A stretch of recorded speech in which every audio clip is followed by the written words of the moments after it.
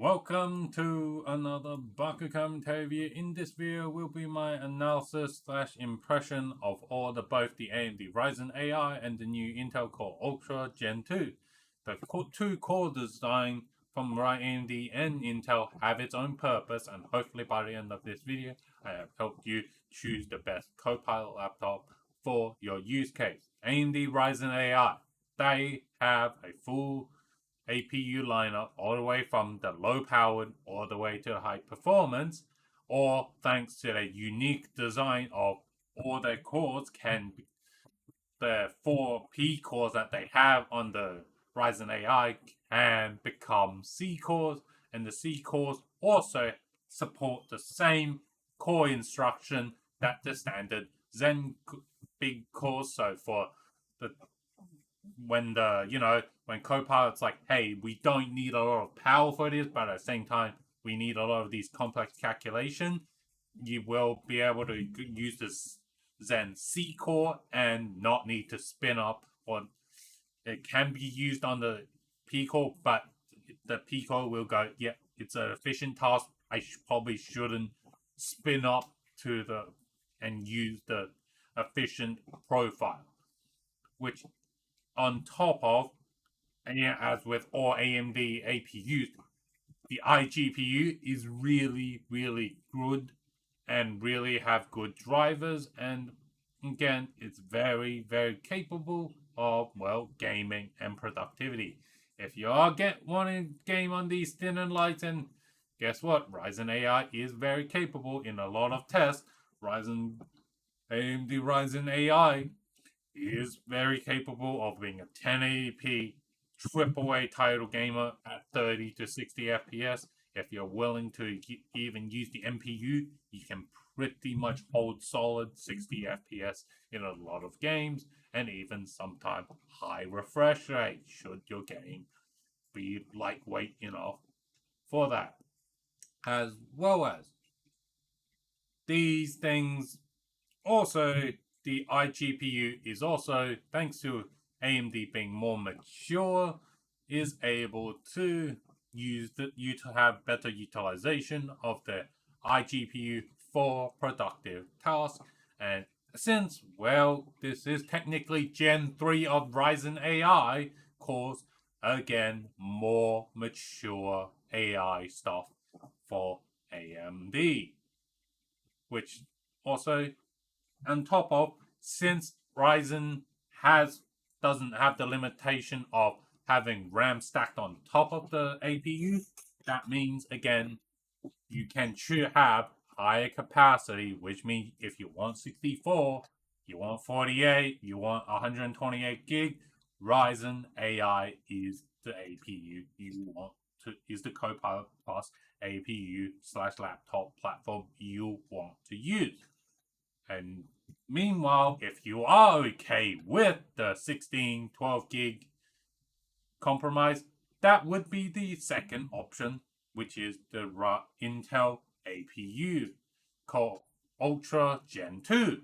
That other APU has a feature where the RAM is part of the APU, resulting in a lot of the, well, if your application is really, really RAM latency sensitive, guess what? And it's able to fit within the 16 and 32 gigabyte limits of this new Intel Core Ultra Gen 2, it is a very, very good option.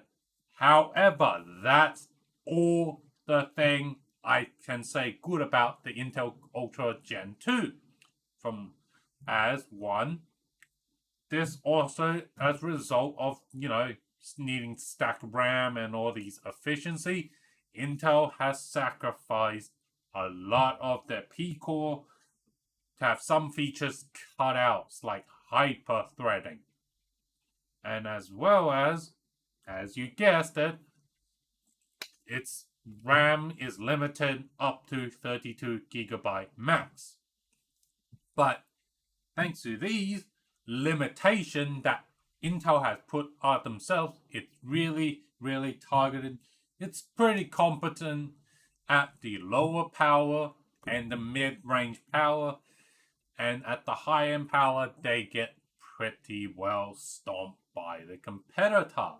However, again, Intel and other will, however, unfortunately, I think will eventually win this Copilot Plus race, thanks to basically Intel being able to talk to a lot of their vendors and go, hey, yeah, we will have all these variety. If you want to have like different SKUs or like different variety of laptop screen, keyboard, IOs, guess what? Intel is probably going to have more variety than their counterpart, which again is what might eat them, make them, the better option for the mainstream, the normie for the Copilot Plus. And yeah, well, now to talk about the problem with both the Ryzen AI and an Intel Core Ultra Gen 2. Both RAM is sorted right out of box, out of factory. You cannot upgrade that. And a lot of times, some users, some enthusiast users, and some end up normal users. I know you guys end up needing to replace your screen, your you want to have more RAM or even upgrade the SSD. That is not possible when you buy these APU laptops, as a lot of these laptops have these components soldered right into the machine. These machines are not repairable and not very, very end user serviceable, and resulting in you needing to pre-prepare some of the features that buy some of the features that you think you will need in the future, but you don't need it right now.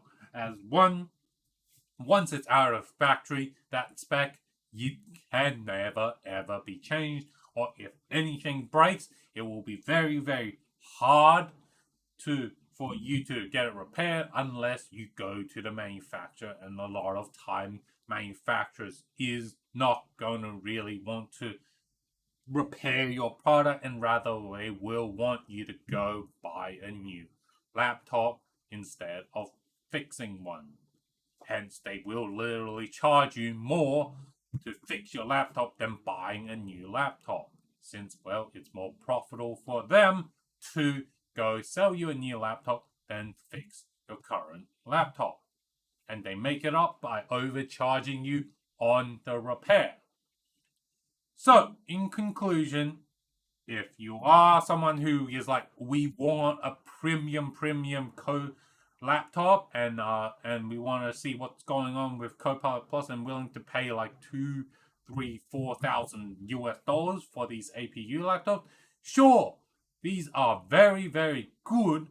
I think that both the AMD Ryzen AI 9 and the Intel Core Ultra 7 is great. And yeah, and spend big to get the feature you want. However, if you're on the budget end, I cannot really recommend the Copilot Plus laptop. I'd rather you go buy the the standard Copilot, or even the non-Copilot Plus laptop, and basically skip out on the Copilot hype train, and get, well, better value for your buck, since these Copilot Plus laptop isn't really, really budget conscious or laptop friendly, as they are premium machinery. They expect the buyers to pay premium, and not, they don't really want to. Yes, they have budget SKU, but I don't think the budget SKU is going to be a great Copilot Plus experience. And as for the gamers, you are gonna no doubt you be using the Ryzen AI lineup, since that has the better APU for gaming and the better NPU for gaming. And yeah, as the Intel option, unfortunately, Intel graphics, I personally have one of the Intel discrete graphics machinery. Some stuff is still broken, and Battle.made, yeah, they promised it. Thing is, they promised.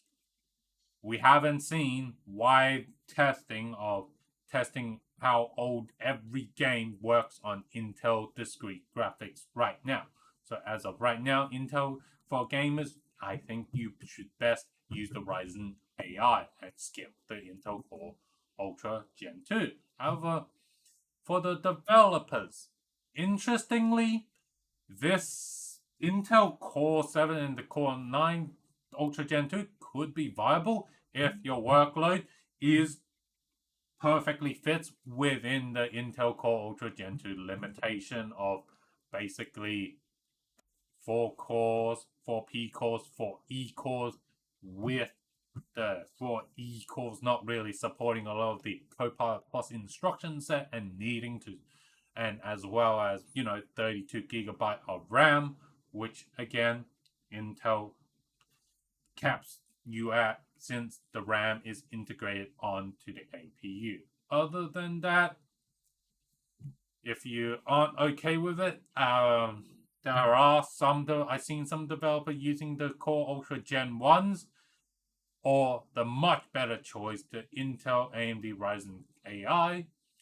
And that brings an end to another video of Baka commentary video. I do hope you liked the video. If you liked the video and has found it helpful, do the like, subscribe, share, and so that we can grow this community, get the YouTube algorithm, get the video algorithm, be more aware of my content, and I'll see you guys in the next video.